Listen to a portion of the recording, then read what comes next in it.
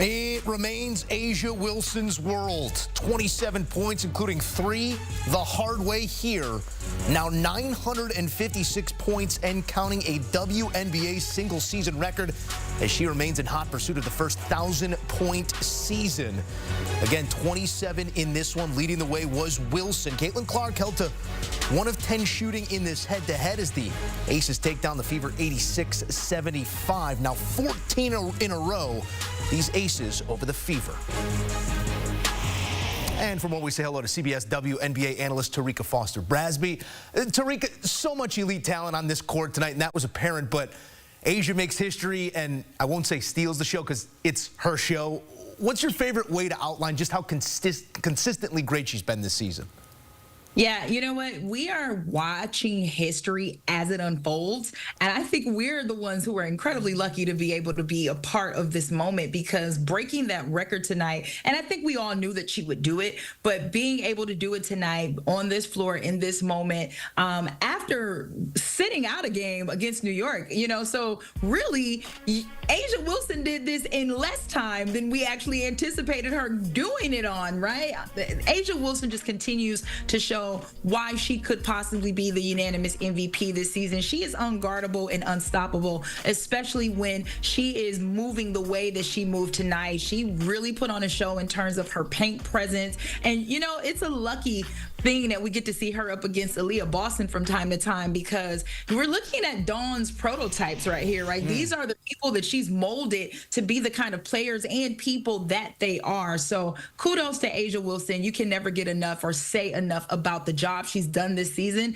and the way she continues to make history in this league. Certainly so. Ties a career high with field goal attempts here, 28 on the night. Shooters got to shoot, because that offense has been there coming off of that hand. These two teams going to run it back on Friday night in Indy. Caitlin Clark now on the precipice of her own single-season assist record. She's now 5 shy of that mark, but this was not the game that you'd expect from Caitlin Clark, who's been shooting it great since the break, but 1 of 10 from three-point range. What did the Aces do to make life so hard on her tonight?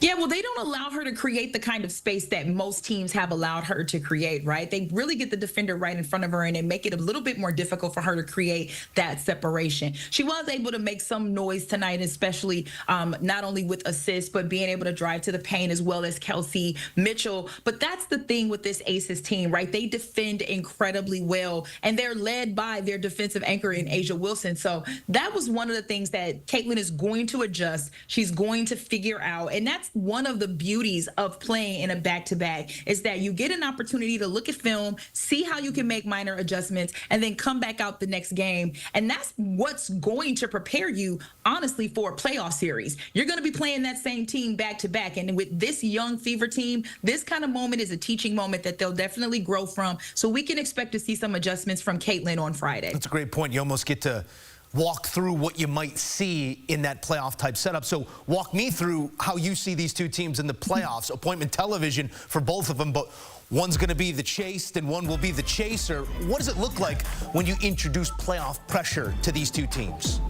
Well, one of these teams has been tested in the playoffs previously, not once, not twice, but 3 times. And so they fully understand what it means to be in this situation. The other team, unfortunately, has not had that playoff experience, but they are hot coming into this postseason, and that is the Indiana Fever. So if I'm nervous of these two, it is that 3-6 matchup. The Connecticut Sun, while a dominant team and a very good team, they've struggled offensively. And if you know, like I know, this Indiana Fever team seems to have home court advantage no matter where they are, because their fans travel very well to support them. So I would be very nervous about having to face Indiana first, but they do need to remember that they don't have a lot of experience. So it's going to be important that they stick to the game plan and continue to do what it is that helped to get them to this point. Meanwhile, if you're the Aces, you got to remember you're the defending champions. You've been here and you've done that, right? So you want to make sure you go into this matchup, first of all, seeding not having been decided. You might not even be the 4 seed, right? You still have an opportunity to be the 3.